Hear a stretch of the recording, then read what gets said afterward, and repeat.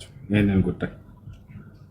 አህለል ፈትራ ማለት በአንድ ነቢይና በሌላ ነቢይ መካከል ያለ ሁጃ ያልደረሰው መረጃ ያልደረሰው ያለፈውንም ነቢይ አላገኘም፣ ከእርሱ በኋላ የመጣውንም ነቢይ አላገኘም። በመካከል ላይ ያሉ ህዝቦች ናቸው።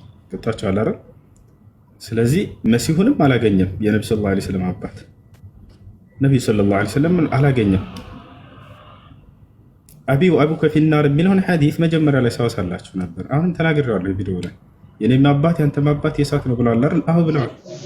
ነገር ግን አባት ሲባል እንደ ኢስላም አጎት አባት ይባላል፣ አያት አባት ይባላል፣ አላህ አባት ይባላል። ገብታችኋል አይደል? ነገር በማስረጃ ከቁርአንም ከሐዲስም አሳያችኋለሁ። ለምሳሌ በሱረቱል በቀራ ላይ አጎት አባት እንደሚባል አጎት አባት ይባላል። ገብታችኋል አይደል? በሱረቱል በቀራ ላይ ያዕቁብ ዓለይሂ ሰላም እስማኤል ለያዕቁብ ምኑ ነው? ያ ጀማ እስማኤል ለያዕቁብ ምኑ ነው? እናንተ እንደምታውቁት ኢብራሂም ሁለት ልጆች አሉት፣ ኢስሐቅና እስማኤል። ኢስሐቅ ማንን ወለደ? ያዕቁብን ወለደ። ስለዚህ ያዕቁብ እስማኤል ምኑ ነው? አጎቱ ነው አይደለ? ነገር ግን አባቱ ተብሎ ተገልጿል። አያችሁ፣ አጎትን አባት ይላል። أم كنتم شهداء إذ حضر يعقوب الموت إذ قال لبنيه ما تعبدون من بعدي قالوا نعبد إلهك وإله آبائك إبراهيم وإسماعيل وإسحاق يعقوب لجوش بنالوث ليعقوب يعباتهن أملاك الناملك هلا إن إسماعيل بلو تكسوا التي إسماعيل كأبات تكسوا التي مع أنه عمه عقود كما هو نقال سلزي عقود بلو ترى يعني أذكري وش تعمل يا رشي يزعفش له የጀነት ነው ብላ ልያልክ ይዋሽ ውሸትን አይነ ባይን እያሳየው እየተጋለክ እየተዋረድክ በራስህ እሺ። እና አጎት ብሎ ይጠራል። አያትም አባት ይባላል። ገብታችኋል አይደል? ለዚህም ማስረጃ ልስጣቸው፣ ለእያንዳንዱ ማስረጃ ነው ሰጣቸው። አያት አባት ይባላል። ነቢያችን ሰለላሁ ዐለይሂ ወሰለም ሐዲስ ላይ አነ ነቢይ ላ ከዚብ አነ ብን ዓብድል ሙጠሊብ አሉ። እኔ ነቢይ ነኝ፣ ይሄ ውሸት አይደለም እውነታ ነው አሉ። እኔም የዓብድል ሙጠሊብ ልጅ ነኝ አሉ። ዓብድል ሙጠሊብ ምናቸው ነው? መልሱ። እኔ አብዱል ሙጠሊብ ልጅ ነኝ አሉ። አብዱል ሙጠሊብ ምናቸው ነው? ምናቸው ነው? አያታቸው ነው። ነገር ግን ምን ተብሎ ይጠራል? አባት ተብሎ ይጠራል። አያችሁ፣ አጎትም አባት ይላሉ አረቦች። ልክ እንዲሁ ደግሞ አያትንም አባት ይባላል፣ ወላጅ አባትም አባት ይባላል። ታዲያ ነቢያችን ሰለላሁ ዐለይሂ ወሰለም እዚህ ቦታ ላይ አባቴም አባትህም የእሳት ነው ሲሉ ጊዜ የትኛውን ነው? አሁን ወዴት እንመለሳለን? አምላክ ፍርድን የሚፈርደው የጀሃነም እሳትን የሚፈርደው በማን ላይ ነው ወደሚለው እንመለሳለን። ያ ደግሞ በማን ላይ ነው? ሁጃ በቆመባቸው ሰዎች ላይ እንደሆነ ቃል በቃል ተናግሯል በቁርአን ላይ ወማ ኩና ሙዐዚቢነ ሐታ ነብዐሰ ረሱላ ይላል። እኔ መልእክተኛን ሳልክ የምቀጣ አይደለሁም ማለት መልእክተኛ ተልኮ ያ መልእክት ከደረሰው አልቀበልም ያለን ሰው እንደሚቀጣ ተናግሯል። ሩሱላን ሙበሽሪን ወሙንዚሪን ሊአላ የኩነ ሊናሲ ዐለላሂ ሁጀቱን በዕደ ሩሱል እኔ መልእክተኞችን ነቢያቶችን አብሳሪና አስጠንቃቂ አድርጌ ላኳቸው አለ አላህ። ከመልእክተኛ በኋላ ያኔ ከአላህ ዘንድ ወደ ገነዝ ሳይቀር ማስረጃ እንዳይኖራቸዋል። ስለዚህ መልእክተኛ ካልደረሰው ከአህለል ፈትራ እንደሚባል ዑለሞች ተናግረዋል። ታዲያ ከነቢ ሰለላሁ ዐለይሂ ወሰለም ከአያታቸው ከአባታቸው ካጎታቸው ማንኛው ነው ሁጃ የቆመበት የደረሰበት በነቢይ አማካኝነት? ማን ነው ሁጃ ደርሶት ያልተቀበለ መረጃ ደርሶት ያልተቀበለው ማንኛው ነው? ማንኛው ነው? አጎታቸው ግን ደርሶታል። በዑለሞች መካከል ኺላፍ አለ። ይሄ ጉዳይ ገብታችኋል አይደል? አባታቸው ነው ያሉ አሉ። እርግጥ አሁን ዑለሞች ከተካለፉ ወደ ቁርአንና ወደ ሐዲስ ማስረጃዎች ነው ቀጥታ የምንመለሰው። ገብታችኋል አይደል? ያ ነው። እዚህ ጋር ቀጥታ ስንመለስ ጊዜ ሁጃ የቆመበት ከአባታቸው አባት ተብሎ ከሚጠሩ አያት አባት ይባላል፣ አጎት አባት ይባላል፣ ወላጅ አባት ይባላል። ይህን ከቁርአንም ከሐዲስም አሳያችሁ። ታዲያ ሁጃ የቆመበት ማን ነው ሲባል አጎታቸው ነው።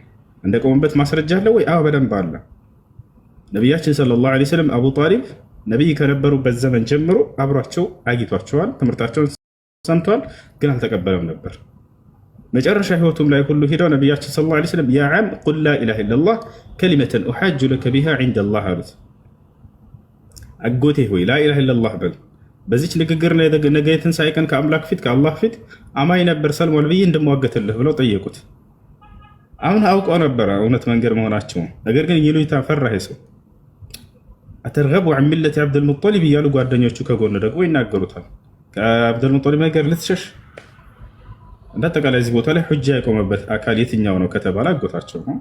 እሱ ደግሞ የእሳት እንደሆነም ቃል በቃል ተናግረዋል። አዎ አጎታቸው ቃል በቃል የእሳት እንደሚሆን ተናግረዋል። ያው ሁጃ የሚቆምበት እርሱ ነው። እርሷንም የእሳት ለማድረግ የሚያነሱት ሐዲስ አለ።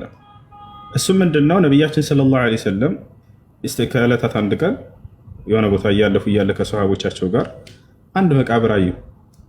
ያ መቃብር ስር ገለል አሉና ነቢያችን ሰለላሁ ዐለይሂ ወሰለም ተቀመጡ። ያኔ በከ አለቀሱ። ሰሃቦችም አብረዋቸው አለቀሱ። ምክንያቱም ሳያውቁ አብረዋቸው ያለቅሱ ነበር። የነብዩ ሰለላሁ ዐለይሂ ወሰለም ለቅሶ ያስለቅሳቸዋል። ከዚያ ምክንያቱም ነገሯቸው። ሰአልቱ ረቢ እስተእዘንቱ ረቢ أن أزور قبر أمي فأذن لي واستأذنته أن أستغفر لها فلم يأذن لي. ይህን ሐዲስ ያነሱና ከዛ የእሳት ልጅ ጀሃነም ነች የእሳት ነች የሚል ጀሃነም ነች የሚል የለም። አሁን እዚህ ጋር ምን አሉ ነብያችን? ሌላ እናት ሌላ ልትሆን ትችላለች ወይ? ለእርሷ እንደሆነች ያው እናውቃለን። አያችሁ መቃብሩ የእናቴ ቀብር ነው ብለው ተናገሩ። በቃ የወላጅ እናታቸው እንደሆነ ተናግረዋል። እሺ እዚህ ቦታ ላይ ሐዲሱ ምንድን ነው የሚለው? ጌታዬን አላህን እናቴን እንድዘይራት አስፈቀድኩት፣ ፈቀደልኝ፣ ዘየርኳት። ለእርሷ እስትግፋር እንዳደርግላትም ለመንኩት፣ ጠየቅኩት፣ አልፈቀደልኝም። ይሄን ለዚህ ነው ያለቀስኩት አሉ። ስለዚህ ካፊር ስለሆነች ነው። አይደለም እንደዛ አይልም ሐዲሱ። እስትግፋር የሚከለከለው ከካፊር ብቻ ነው ያለው ማን ነው? ከካፊር ይከለከላል ወይ? አዎ ተከልክሏል። ገብቷቸዋል አይደል? በየት በሱረቱ ተውባ ላይ ይገኛል። ማካነ ሊነቢይ ወለዚነ አመኑ አየስተግፊሩ ሊልሙሽሪኪን ብሏል። ለነብዩም ሆነ እንዲሁም ለነዚህ ያላመኑት በእኔ ላይ አጋርቶ ለሞተ ሰው ምህረትን ሊማጸኑ አይገባም ብሏል። አንደኛው ይሄ ነው። ገብቷቸዋል አይደል? ነገር ግን ያ ሰው የግዴታ ካፊር መሆንም አይጠበቅበትም። ከአህለል ፈትራ ከሆነ ወይንም ደግሞ ለምሳሌ የካህዲያን ህፃናት ልጆች አሉ። የካህዲያን ህፃናት ልጆች አይሁድ ወይንም ክርስቲያኖች ወለዷቸውና እነዚያ ልጆች ሞቱ። እነዚህ ልጆች የእሳት ናቸው ይባላል? እንደቀጥታ አይባልም። ገብቷቸዋል አይደል? አይባልም በቀጥታ። እነዚህ ህፃናት ልጆች ምንም ያውቁት ነገር የለም፣ እንደተወለዱ ሞቱ አይደል? ነገር ግን ለእነዚህ ልጆች እስትግፋር ማድረግ ይቻላል? ሰደቃ ማድረግ ይቻላል? አይቻልም። ለምን? ካፊር ስለሆኑ አይደለም። አያቸው አይደል? ስለዚህ ለእነዚህ ልጆች እስትግፋር ላድርግ ብትል አታድርግም። ከዚህ አንጻር ነው። ስለዚህ ሁክማቸው እነዚህ የካህዲያን ህፃናት ልጆችና አህለል ፈትራ አንድ ነው ሁክማቸው። የትንሣኤ ቀን ሁጃ ስላልቆመባቸው በምድር ላይ እነዚህ ሰዎች ፈተና ነው የሚፈተኑት። ገብቷቸዋል አይደለ? ፈተና ይቀርብላቸዋል። ነገ የቂያማ ቀን ያለፈውንም ነቢይ ይህንን ቀጣዩንም ነቢይ ያላገኘ በነቢይና በነቢይ መካከል ሆኖ ሁጃ ያልደረሰው ከሆነ ያ ሰውዬ ነገ የትንሣኤ ቀን ይጠይቃል። ከአህለል ፈትራ ይባላል። ገብቷቸዋል አይደል? ልክ እንዲሁም እነዚህ የካህዲያን ህፃናት ልጆችም እነዚህም ከአህለል ፈትራ ናቸው። ገብቷቸዋል? እነዚህ ናቸው። ስለዚህ ግዴታ ካፊር መሆን አይጠበቅበትም። ወአርጁ አን የኩን አብ ነቢ ሰለላሁ ዐለይሂ ወሰለም ወኡም ነቢ ሰለላሁ ዐለይሂ ወሰለም ፊል ጀነ የአላህ መልእክተኛ እናትና አባታቸው ጀነት እንዲሆኑ በአላህ ሱብሓነሁ ወተዓላ ተስፋ አለን ከእነዚህ ማስረጃዎች። ነገር ግን እነዚህን አካሎች አህለል ፈትራዎችን የጀነት ናቸው ብሎ ቁርጥ አይደረግም። ገብቷቸዋል አይደለ? ልጁም ያለ ምንድን ነው የጀነት ናቸው ብለሃል እንዳላልኩኝ ስለማውቅ ነው። የጀነት ናቸው ተብሎ ቁርጥ አይደረግም። ከአህለል ፈትራ ናቸው። ነገ የትንሣኤ ቀን ፈተና ይቀርብላቸዋል። ልክ ዛሬ ምድር ላይ ሰዎች ፈተና ቀርቦልን በዚህ ላይ እንደምንሄድ ማለት ነው። እነሱም ፈተና ይቀርብላቸዋል። ከተቀበሉ የዛኔ ያን ፈተና ከተወጡ ወደ ጀነት ይሄዳሉ። አይ አንቀበልም ብለው የአምላክን ትእዛዝ እዚያም ካመፁ አንድ መልእክተኛን አላህ ያስነሳና ይልካትላቸዋል፣ ያዛቸዋል። በሚያዝባቸው መንገድ አንፈጽም ካሉ የዛኔ የእሳት ሊሆኑ ይችላሉ። ያ ነው። እሺ